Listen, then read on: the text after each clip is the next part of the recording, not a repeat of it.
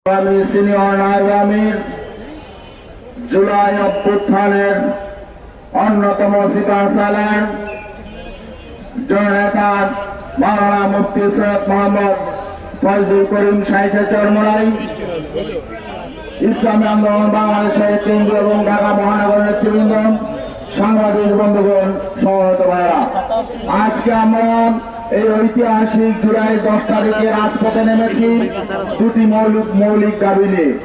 মূলত জুলাই অভ্যুত্থান হয়েছিল শুধুমাত্র একটি ফ্যাসিবাদী সরকারকে ক্ষমতা থেকে হটানোর জন্য নয়, বরং বাংলাদেশকে আধিপত্যবাদ মুক্ত করার জন্য, বিশেষ করে ভারতীয় আগ্রাসন যেভাবে 1971 পর থেকে নিয়ে আমাদের দেশে চেপে বসেছিল, এই জুলাই অভ্যুত্থান ছিল ভারতীয় এই আগ্রাসনের বিরুদ্ধে একটি বিস্ফোরণ।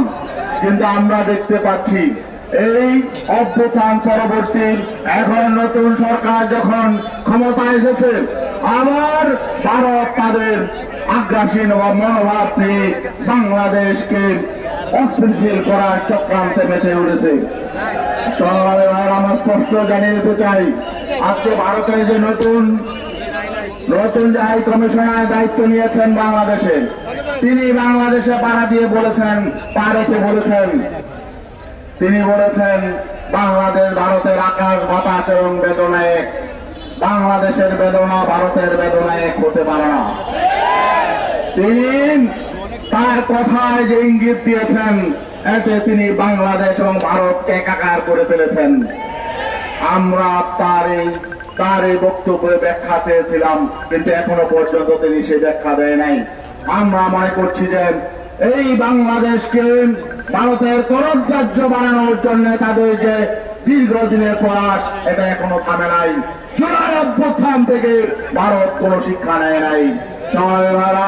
জুলাই মানুষের মধ্যে যে আকাঙ্ক্ষা তৈরি হয়েছিল বাংলাদেশকে পুনর্নির্মাণের এবং বাংলাদেশে একটি সংস্কার কার্যক্রম পরিচালিত হবে, রাজনীতি গুণগত পরিবর্তন আসবে, সুশাসন প্রতিষ্ঠা হবে, ন্যায় বিচার প্রতিষ্ঠা হবে, বেকারত্ব দূর হবে এবং সুদ ঘুষ দুর্নীতি দূর হবে, চাঁদাবাজি দূর হবে, এমন আকাঙ্ক্ষা নিয়ে জুলাই অভ্যুত্থান হয়েছিল। কিন্তু আমরা দেখতে পেলাম নির্বাচনের মধ্য দিয়ে একটি সরকার গঠিত হয়েছে, কিন্তু দেশের মৌলিক কোনো পরিবর্তন হয় নাই। ঘুষ দুর্নীতি কোনো পরিবর্তন হয় নাই, চাঁদাবাজি বরং আগের চেয়ে বেড়েছে। এটা আমরা মনে করি জুলাই আকাঙ্ক্ষার বিপরীতে এই অবস্থান আমরা মেনে নিতে পারি না। সংগ্রামী ভাইরাম, জুলাইয়ের এই আকাঙ্ক্ষা বাস্তবায়নের জন্য সকল রাজনৈতিক দল মিলে একটি সনদ করেছিল, একটি রাষ্ট্র সংস্কারের জন্য। এই সনদ জনগণ বিপুলভাবে ভোটে নির্বাচিত করেছে।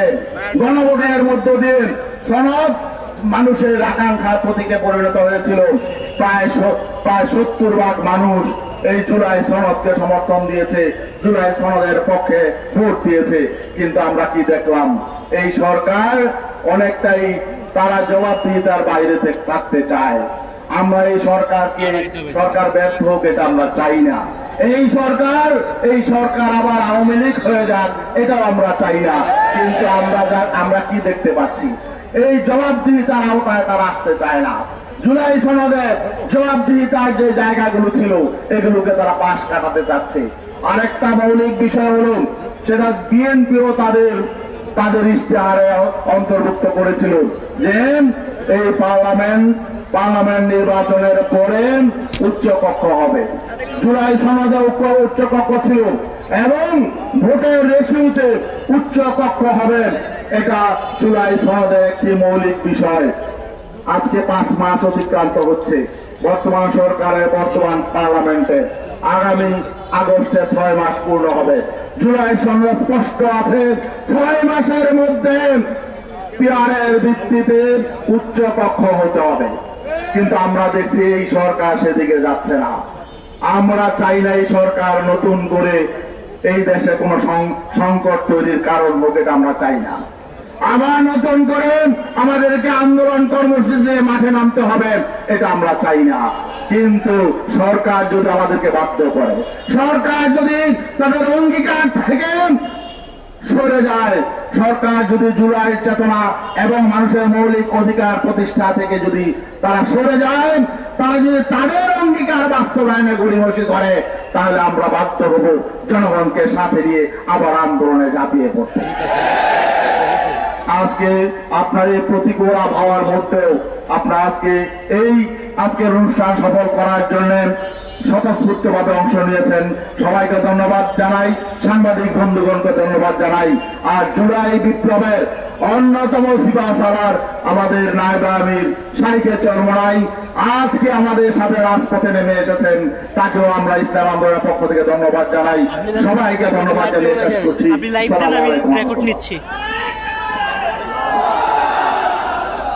সংগ্রামী বন্ধুগণ, সভাপতির বক্তব্য রাখবেন ইসলামী আন্দোলন বাংলাদেশের সংগ্রামী কেন্দ্রীয় যুগ্ম মহাসচিব, নগর উত্তরের সংগ্রামী সভাপতি জননেতা অধ্যক্ষ হাফেজ মৌলানা শেখ ফজলুল বারী মাসুদ। সম্মানিত বন্ধুগণ, আমি সংক্ষেপে একটি কথা বলতে চাই। এই জাতির দুর্ভাগ্য, এদেশের মানুষ রক্ত দিয়ে ৭১-এ স্বাধীনতা অর্জন করেছিল। আমরা দেখেছি স্বাধীনতার পরে গুটি কয়েক মানুষ আমাদের দেশের স্বাধীনতা এবং স্বকীয়তাকে ভারতের কাছে বিক্রি করে দিয়ে তারা ক্ষমতাবান হয়েছিল, তারা তাদের স্বার্থ হাসিল করেছিল।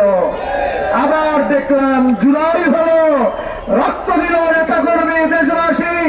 এখান থেকে আমাদের আমির বলেছেন, এই রণবিচাস তুই কেন গুলি করলি?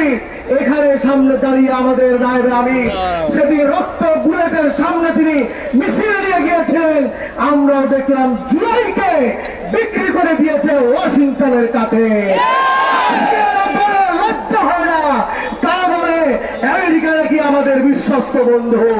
আমরা ধিক্কার জানাই, যারা বিক্রি করেছে তারাই দেশ থেকে বিতাড়িত হবে, জনগণ অধিকার প্রতিষ্ঠিত করবে ইনশাআল্লাহ। সবাইকে ধন্যবাদ। সংগ্রামী সাথী বন্ধুগণ, আজকে আমাদের মোহতারাম প্রেসিডিয়াম সদস্য অধ্যাপক মাহবুব সাহেব সহ যুগ্ম মহাসচিব বৃন্দ উপস্থিত আছেন। প্রতিকূল আবহাওয়ার কারণে আমরা সকলের বক্তব্য শুনতে পারি না, জন্য দুঃখ প্রকাশ করছি। সংগ্রামী সাথী বন্ধুগণ, ভারতীয় আগ্রাসনের প্রতিবাদ এবং জুলাই সনদ বাস্তবায়নের দাবিতে ইসলামী আন্দোলন বাংলাদেশ ঢাকা মহানগর উত্তর দক্ষিণ কর্তৃক আয়োজিত গণমিছিল পূর্ব সমাবেশে এখন প্রধান অতিথির গুরুত্বপূর্ণ ভাষণ প্রদান করবেন ইসলামী আন্দোলন বাংলাদেশের সংগ্রামী সিনিয়র নায়েব আমির, জুলাই বিপ্লবের অন্যতম বীর সিপাহ সালার, এদেশের ইসলামী রাজনীতির অন্যতম আইডল মুফতি সৈয়দ মোহাম্মদ ফয়জুল করিম শেখ চরমনাই হাফিজাহুল্লাহ।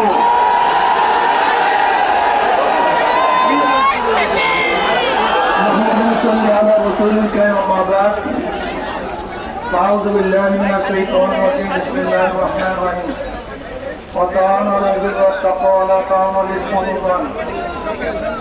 জনগণ জুলাই সনদ বাস্তবায়নের জন্য গণভোট দিয়েছে, সেখানে ৭০% ভোট পক্ষে পড়েছে। আমরা মনে করি ইসলামের সাথে, দেশের সাথে যদি কোনো পয়েন্ট সাংঘর্ষিক না হয়, তাহলে অবশ্যই জুলাই সনদকে বাস্তবায়ন করতে হবে। জুলাই বিপ্লব কেন হয়েছিল? আপনারা ভেবেছেন সেটাকে সরকারকে পতন করার জন্য না, বরং এদেশকে বিক্রি করার ষড়যন্ত্র চলতেছিল।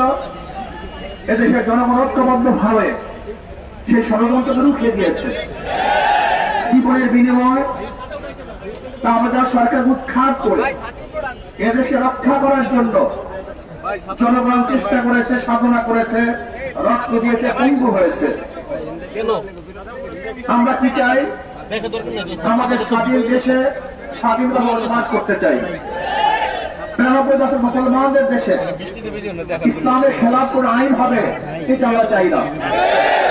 সাম্প্রদায়িক সম্প্রীতির এই দেশ আমরা চাই না। এখানে হিন্দু, মুসলমান, খ্রিস্টান, বৌদ্ধ কেউ কোন অবস্থাতে আসান হোক, অপমানিত হোক, অপদস্থ হোক, লাঞ্ছিত হোক, তারা ধর্ম পালন করতে পারবে না, এটা আমরা চাই না। কিন্তু এইটা আমরা চাই না যে ধর্মের নামে ধর্মকে আড়াল করে সামনে রেখে এদেরকে বিক্রি করার ষড়যন্ত্র করবে, সেটা আমরা চাই না।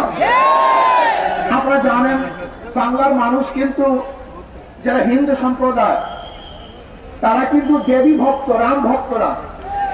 আপনাদের অনেকেরই জানা নেই যে হিন্দুদের মধ্যে সমস্ত হিন্দুরা কিন্তু একই দেবীর, একই ভূতের, একই মূর্তির ভক্ত হয় না। এক এক এলাকায় এক এক ধরনের মূর্তি তারা ভক্ত হয়। যেমন বাংলার মধ্যে সবচেয়ে বেশি দেবী ভক্ত, কিন্তু ইউপির মধ্যে এবং মুদির এলাকায় সেখানে তারা রামের ভক্ত। বাংলাদেশে হলো দেবী ভক্ত, মুদির গ্রুপ তারা হলো রামের ভক্ত।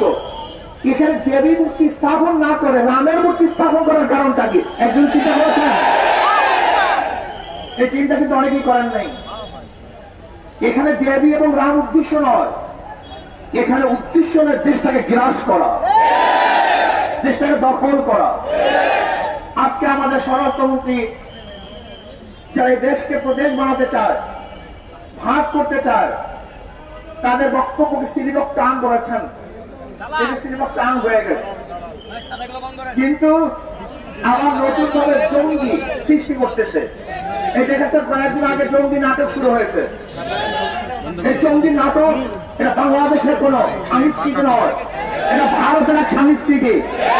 এই জঙ্গি নাটকের মাধ্যমেই এদেশের আলেম ওলামা মাদ্রাসা মুসলমানদেরকে ধ্বংস করার অস্ত্র হিসেবে ব্যবহার করেছে।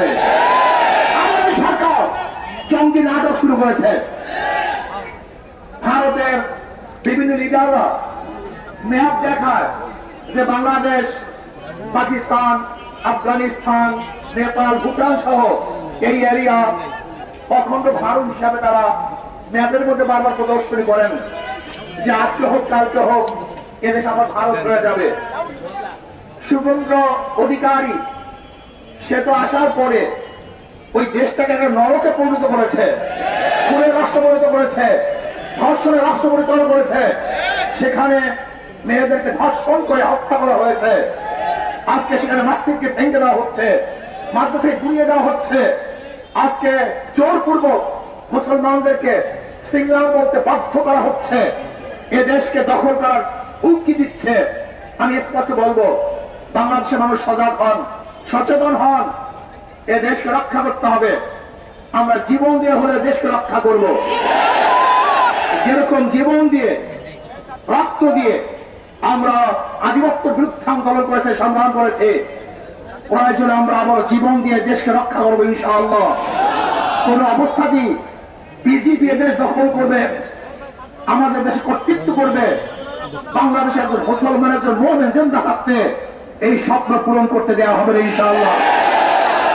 আজকে বাংলাদেশ সরকারকে বলবো, বহু বুথ ভরা আশা নিয়ে মানুষ আপনাদের ক্ষমতা বসিয়েছে, কিন্তু খবরদার যিনি মানুষের সাথে জনগণের প্রতারণা করেন, তামাশা করেন, তার বাংলাদেশের মানুষ 47 রক্ত দিয়েছে, 71 রক্ত দিয়েছে, বারবার রক্ত দিয়েছে, 24 রক্ত দিয়েছে, প্রয়োজন আবার রক্ত দিয়ে আপনার সমস্ত ধ্বংসাত্মক কার্যক্রম থেকে মানুষ ইনশাআল্লাহ। কাজী জঙ্গিদের আপনার বন্ধ করুন, ইসলাম হুকুমত কায়েম করুন। জুলাই ইসলামের সাথে এবং দেশের সাংঘর্ষিক যে সংঘর্ষ সেই পয়েন্টগুলি নেই, সেই জুলাই সঙ্গে বাস্তবায়ন করতে হবে। আল্লাহ আমাকে আমাদের সবাইকে কবুল করে নেন। আসসালামু আলাইকুম ওয়া রাহমাতুল্লাহ। আল্লাহুম্মা আমিন। রব্বির হামহুমা কামা রাব্বায়ানি সগীরা বিরহমাতিকা ইয়া আরহামার রাহিমিন। আমরা সবাই গণমিছিলে অংশগ্রহণ করি।